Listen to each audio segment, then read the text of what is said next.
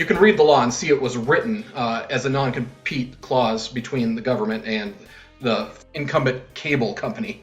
Welcome to another episode of the Community Broadband Bits podcast. I'm Christopher Mitchell at the Institute for Local Self-Reliance in St. Paul, Minnesota.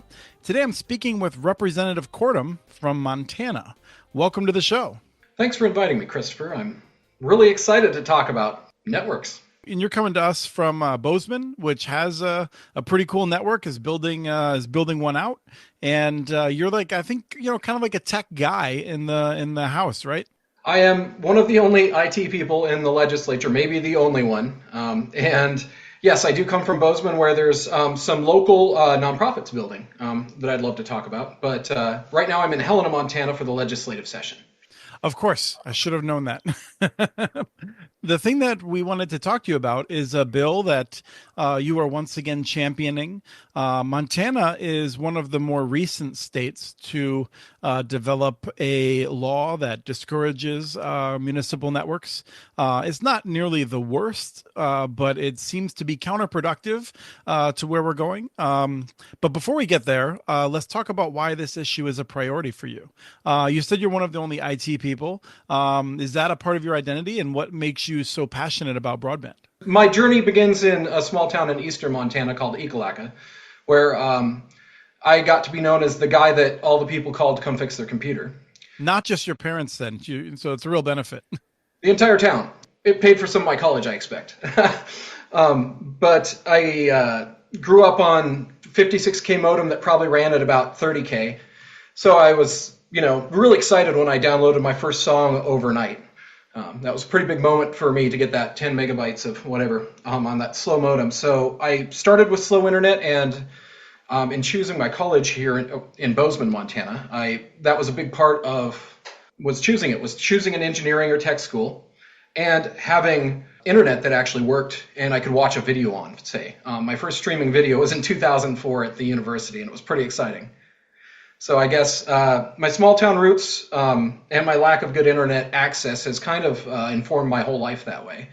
And now that I have a little bit of power to help maybe some folks back in Ekalaka or Eureka or any of the small towns around Montana get some better quality internet, their lives will change. So I guess I just want people to have it better than I did. Yeah, no, I think that's it's really important. And I actually kind of expected you to say a little bit more recent, but 2004, you still beat a lot of people on the internet. And I've lived there ever since. So what is the barrier in Montana? Long before my time, some big players in the internet industry convinced some legislators here, I believe, in my own party, to write a law that preempted municipal or government networks, as they like to say. I mean, you can read the law and see it was written as a non-compete clause between the government and the incumbent cable company. I guess that's the big barrier, is just making sure, we have to repeal that line that says governments can't be involved in broadband rollout, because it is hurting our state and especially our small towns. And given all the ARPA and BEAD money that we've got over the last 4 years, we should have more to show for it than we do. One of the things that has been claimed is that having those kinds of laws would result in a lot more private sector investment. I'm guessing that the cable company hasn't gone and invested. A lot of the gains in Montana have been from the cooperatives, local telephone companies, and others. They actually might not be on what I would consider the right side of this issue, but it is interesting to me, and we'll talk more about that in a second. But it's interesting to me how it's a cable company that's able to push a law like that. And they get it, and then they do exactly what we would expect, which is invest the bare minimum. And in fact, I think this is the same cable company that I feel like abused one of the recent years in which Montana was putting broadband money out there for rural areas, and kind of like grabbed it for these urban or suburban areas that were, not really in the spirit of the bill. So any chance I have to really remind people about the nature of these big cable companies, I'll take it. I appreciate that. I appreciate that. Thanks for making sure that people know where their tax dollars are going. I know In that first rollout, that was that didn't have nearly the stipulations that BEAD money, that ARPA money. All the rules were written by the state, and it turns out that that big cable company got half of those contracts. And again, they were in suburban areas where they could lock in profit for 20 years, and it didn't get any new internet access out to the Montanans that have been waiting for 20 years and have been relying on whatever co-ops can do. I do believe co-ops are a big part of the model that rolls out internet to everyone, just like they did with electricity 100 years ago. I hope we can start focusing more on those that are actually serving and not just profiting. Yes. So, what does your bill do? And is it one of the 500-page bills that people get so up in arms about? Thank you. It is a very simple bill, as they always say when they pitch a bill. What it does, it just repeals that law that prevents municipalities or county governments from getting involved in the internet process. And at this stage, they can still contribute money to the internet, but they can't own any part of it. So that's just giving free money to the corporations to build a network and profit on it for you at the cost of your taxpayers. So it just repeals that portion, the non-compete clause, basically, that gives these, especially the incumbents, a huge advantage. And again, leaves regular people just wishing they could get any sort of access. Right, and in this law, this is one, and I was thinking that it was much like Pennsylvania. I just pulled it up really quick. Both Montana and Pennsylvania have this sort of idea that a city should not be able to build a network if a private provider is around. And I say around because that's about as specific as this is. It's remarkable to me that, like, under the terms of this law, if a private company serves one household and there's 1,700 other households in the community that cannot get service, the town is not able to offer service because the private sector is already doing it. It's remarkable. Not only that, but like in these huge grants that we got from the federal government, they managed to write a challenge process to where if another ISP signed up for that grant, they're saying, oh, look, we have this little property right next door, and we're going to serve that area, and we're way ahead of you with our network, so just let us do it. And then they just don't do anything, and where's that money go?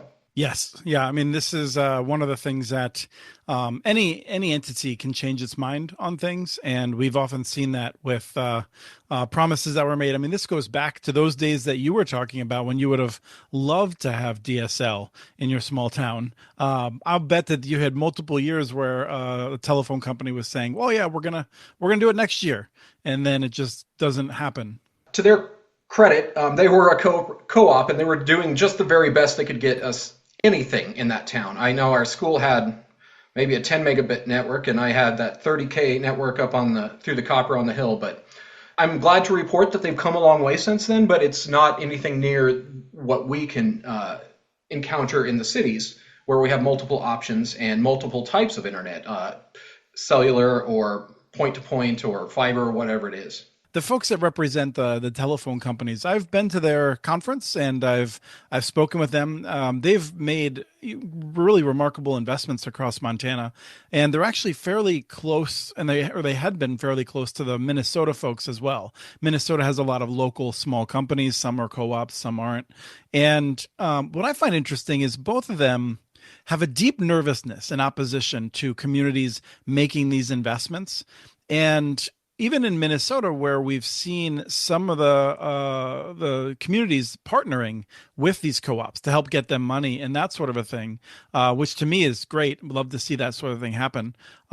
There's still this nervousness, and I think they're one of the opponents that you have to deal with in this bill, right? I mean, there's some of the companies that we support making investments are unfortunately, I think, opposed to changing the law to allow communities to make more investments. I did experience some rural pushback, but on the other side, a lot of the rural economic development associations throughout the state were really excited about it. So sometimes it's friendlies that don't want to give up their monopoly either.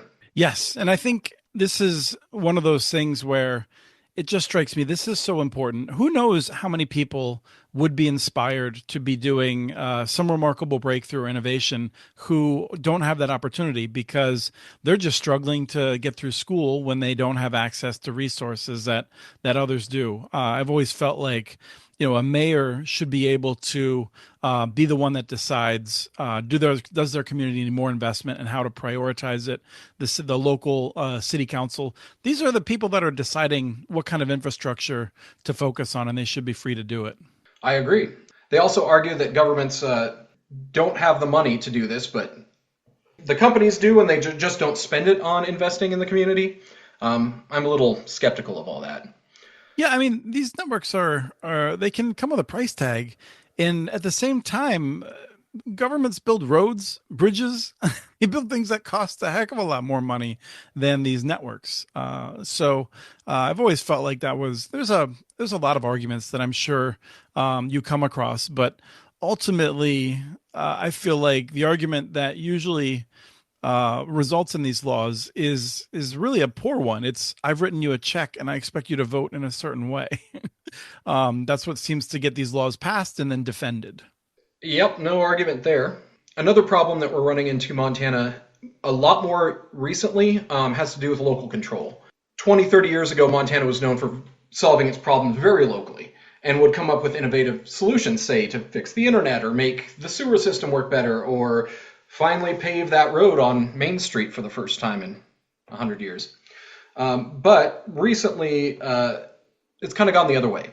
The state legislature has cut down on municipalities writing certain taxes, say like gas taxes, or managing what they ban and what they allow, like plastic bags. So I expect going into the environment, they're still kind of on that anti-local control kick. So I know that's going to be a little bit of a fight, but I also know a lot of my colleagues across the aisle live on these little tiny towns that are underserved by the big providers and want somebody to actually come up with a solution rather than just shoveling money at a giant corporation.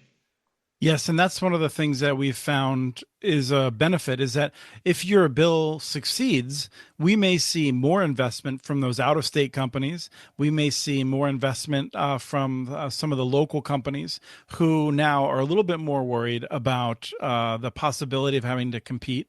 And you can actually see a significant increase in investment into these communities without the public having to invest anything in terms of building a service. And so that's a win-win. Yeah, and I'm disappointed to hear what you were saying because Montana has a real history of independence.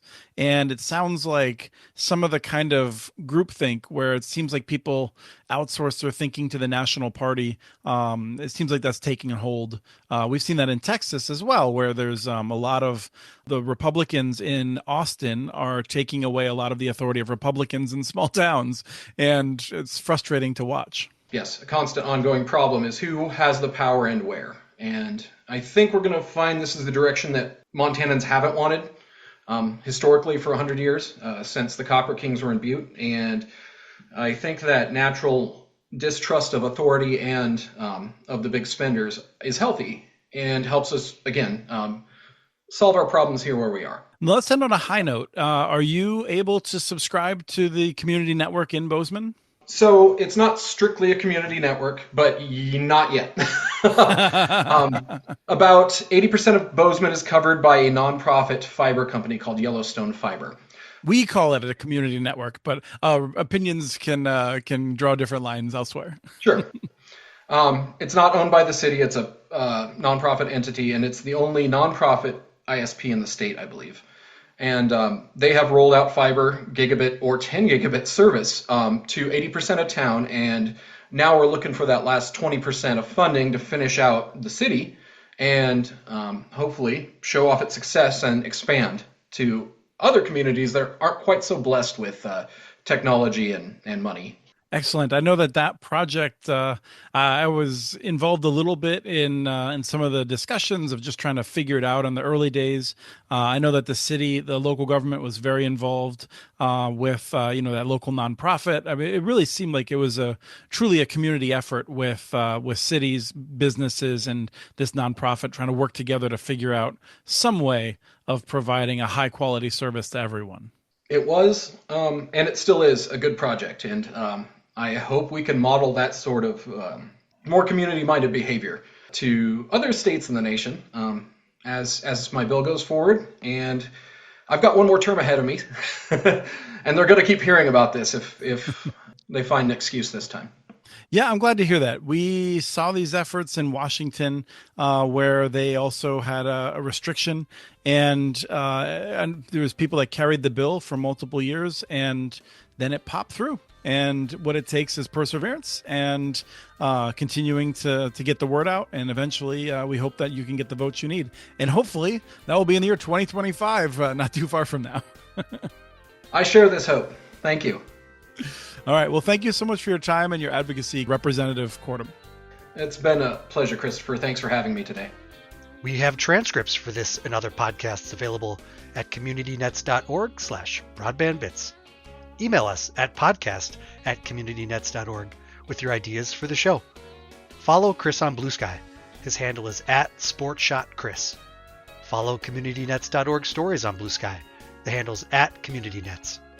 Subscribe to this and other podcasts from ILSR, including Building Local Power, Local Energy Rules, and the Composting for Community podcast. You can access them anywhere you get your podcasts. You can catch the latest important research from all of our initiatives if you subscribe to our monthly newsletter at ilsr.org. While you're there, please take a moment to donate. Your support in any amount keeps us going. Thank you to Arnie Huseby for the song Warm Duck Shuffle, licensed through Creative Commons.